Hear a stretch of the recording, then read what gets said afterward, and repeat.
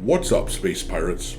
This is your Admiral, the deliciously dank Dr. Disaster, and another trailer for Wuchang Fallen Feathers hit yesterday for the Summer Games Fest. And even though the trailer appeared to be mostly cinematics, it looked gorgeous and it looked fun, exactly the sort of thing that gamers crave, and now I'm expecting the hit pieces from games journalists to drop any time now, calling the developers racist and sexist. You bunch of losers! Yeah, game journalists are pretty predictable. They live to serve the good old boys club here in the West, the fraternity of game studios who perpetuate the progressive politics in games, and anytime something new comes out to challenge the iron grip of the Western progressive philosophy over the industry, they swoop in to do something about it. They've now written hit pieces for Claire Obscure Expedition 33, they did it with Marvel Rivals, and they did it with Black Myth Wukong, but of course, all of those games ended up being massive successes, which begs the question of these game journalists. What would you say you do here? But speaking of massive successes, let's swing this conversation back to Wuchang Fallen Feathers because the game is being compared favorably to the success of last year's breakout hit Black Myth Wukong, a game with a budget that was reportedly around $40 million, but which sold millions and millions of copies, becoming one of the most heavily played games on Steam of all time. But according to Analytics, who have done a deep dive on Wuchang, this game's sales numbers should replicate, at least to some degree, the success that Black Myth enjoyed. Hey, if you're not happy with it, you're welcome to fight me. And you just know that a game featuring an attractive female character coming from a Chinese studio is something that the game journalists would love to attack. But there are two reasons why I suspect they will leave this game alone. First of all, Xbox is partnering up with the developer of Wuchang. They missed the boat on Black Myth, which may be why game journalists were so pissy with Wukong.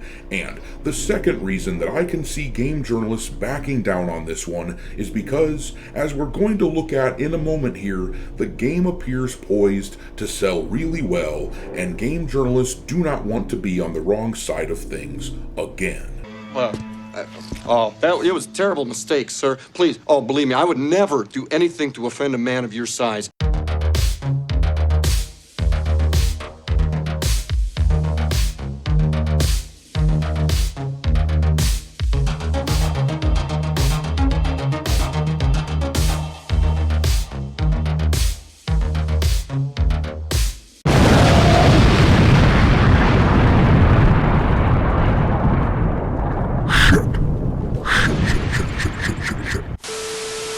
Alright, me hearties, make sure that you hit the like button on this video, share it with your friends, subscribe to the channel if you haven't already, and also, don't forget to follow me over on X, where I keep a list of games lousy with wokeness pinned to the account at all times for your reference. My handle over there is Dr. Disaster 1. And also, I've started uploading content onto Rumble as well, so make sure that you follow Dr. Disaster on that platform too. But, alrighty, let's talk about Wuchang Fallen Feathers and how Analytics is suggesting that this game has a real chance to be a breakout hit like Wukong. To be clear, this is not to suggest that this game will reach the same rarefied air that Black Myth Wukong hit.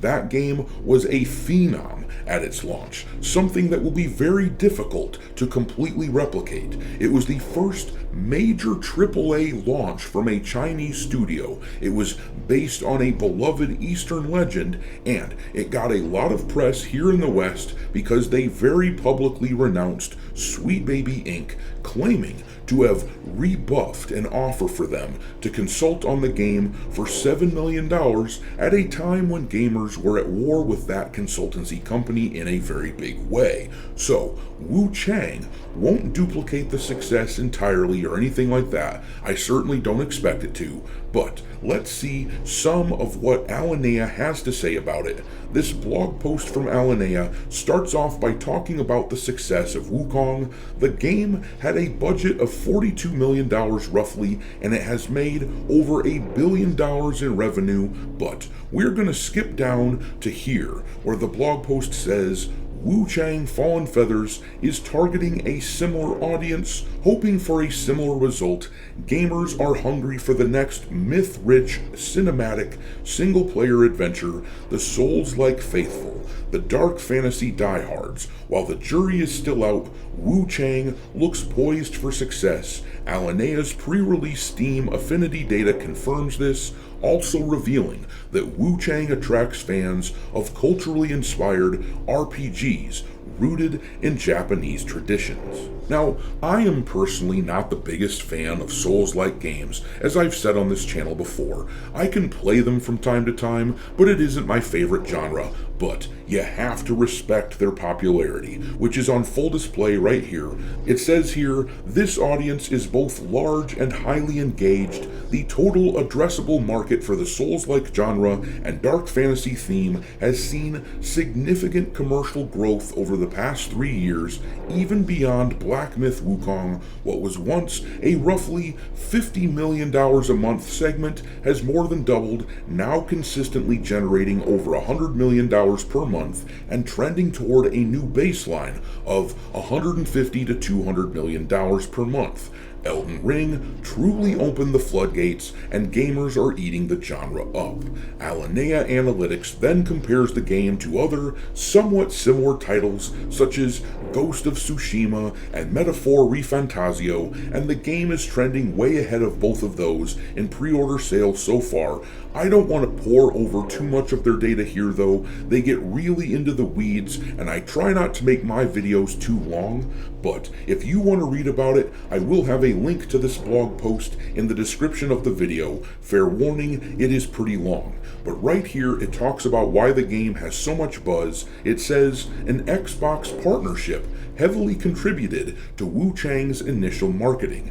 Xbox missed out on Black Myth, and it does not want to make that same mistake twice, so yeah, it's worth noting that this game is on Game Pass on day one, marking yet another game on that platform, which is set to succeed, blowing up the narrative that the only reason that games like Avowed and Flintlock The Siege of Dawn, the only reason they didn't sell well was because they were on Game Pass. But then the article says, following the Xbox partner preview in October of 2024, Wuchang quickly went viral in China. The trailer racked up over 7 million views on Bilibili within days and has since amassed over 17,000 comments and 385,000 likes. And this wasn't just surface level hype, it drove real engagement, contributing to 80,000 plus Steam followers at the time. But then let's now skip down to here where it says, with 2 months remaining,